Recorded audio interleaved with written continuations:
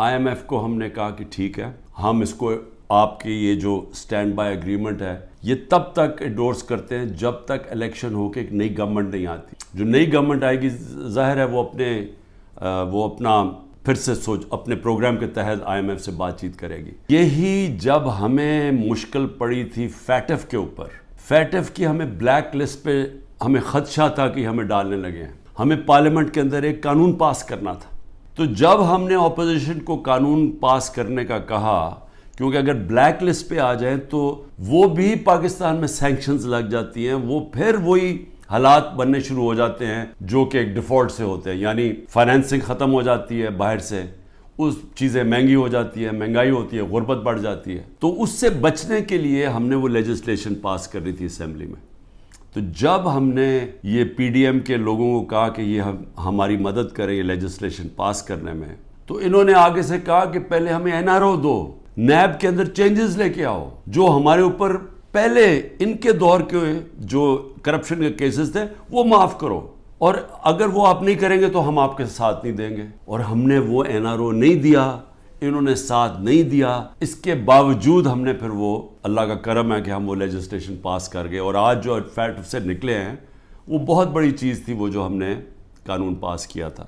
میرے اوپر 180 کیسز بن چکے ہیں. ساری سینئر لیڈرشپ کی یاد اندر ہے کیسز ہیں، اور جو باہر نکلتی ہیں تو ان کو کہتے ہیں کہ جی پہلے کا پارٹی چھوڑو گے نہیں تو ہم آپ کو اندر رکھیں گے. جو ہمارے لیڈرشپ جیل میں ہیں ان کے اوپر انتہا قسم کا پریشر ڈالا جا رہا ہے. جو بھی گلگت بلتستان کے اندر جو ڈرامہ کیا گیا ہے، آپ یہ سوچیں کہ جو ممبرز کے اوپر انہوں نے پریشر ڈالا، ہمارے پاس تو نمبر پورے تھے، پہلے پارلیمنٹ کے اندر گھسنے نہیں دیا، اب اس کے بعد ایک ایک ممبر کے اوپر پریشر ڈالا ہے، وہی کرنے جا رہے ہیں جو کہ انہوں نے آزاد کشمیر میں کیا تھا. تو ایک طرف تو یہ ہو رہا ہے، اور اس کے باوجود ہم، کیونکہ ہمارے ملک کو نقصان نہ ہو، ہم نے یہ فیصلہ کیا ہے کہ ہم اس سٹینڈ بائی اگریمنٹ کو بیکنگ دیتے ہیں تب تک جب تک الیکشن نہیں ہوتی.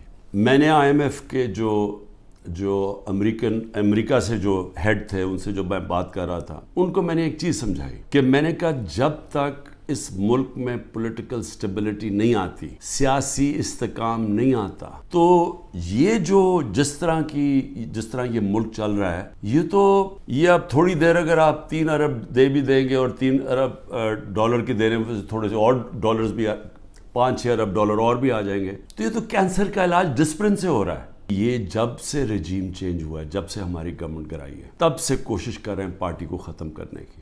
اور کوئی ان کو جو سب اوپر پاور میں بیٹھ کے تحریک انصاف کو ختم کرنے کی کوشش کر رہے ہیں، ان کو کوئی ملک کی فکر نہیں ہے. انہوں نے جو پاکستان کی معیشت سے کیا، میں آپ کو پھر کہتا ہوں دشمن بھی نہ کریں. 3 ارب ڈالر کا ہمیں مل رہا ہے اس وقت IMF سے سٹینڈ بائی اگریمنٹ میں جو پیسہ آئے گا. 7 ارب ڈالر صرف ایک سال میں پاکستان کو نقصان ہوا ہے ایکسپورٹس کی کمی میں اور ریمیٹنسز کی کمی میں. ہم نے IMF کو بھی سمجھایا، میں نے اس کو سمجھایا، میں نے کہا دیکھو جب تک فری اینڈ فیئر الیکشنز نہیں ہوں گے، یہ ملک اب یہاں سیاسی استحکام نہیں آئے گا اور اکانومی ٹھیک نہیں ہونے لگی. لیکن بدقسمتی کیا ہے کہ حکومت دوسری، یہ جو پالیسیز ہیں جو پاور میں بیٹھے ہیں وہ دوسری طرف جا رہے ہیں. بجائے صاف اور شفاف الیکشن کروا کے ایک سیاسی استحکام آئے، ایک ایسی حکومت آئے جو پبلک کی ووٹ سے آئے، پبلک کے مینڈیٹ سے آئے، 5 سال کے لیے آئے، وہ پھر مشکل فیصلے کرے. مشکل فیصلے کا مطلب اصلاحات کرے.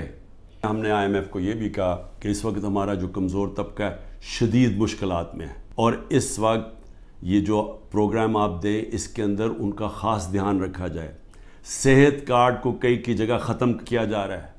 یہ ایک اتنی بڑی نعمت ہے غریب لوگوں کے لیے، مڈل کلاسز کے لیے، سفید پوش کے لیے، کہ اتنی مہنگائی کے اندر کم از کم ان کا علاج وہ جائیں تو کم از کم وہ جو ہمارا صحت کارڈ کہ 10 لاکھ روپے تک ان کو کسی بھی ہسپتال میں علاج ملنا چاہیے، اس کو رول بیک کیا جا رہا ہے.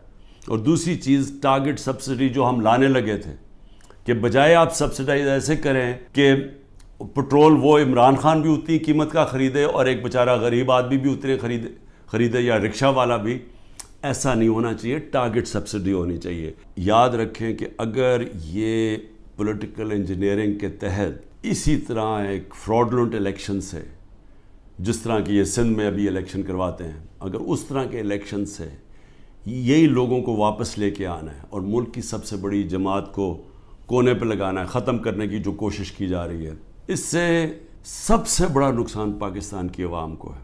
اور 14 مہینے میں جو نقصان ہو چکا ہے یہ مزید اور زیادہ نقصان ہوگا. یہ برداشت کر سکتی ہے قوم یا نہیں؟ میرے خیال میں یہ نہیں کر سکتی.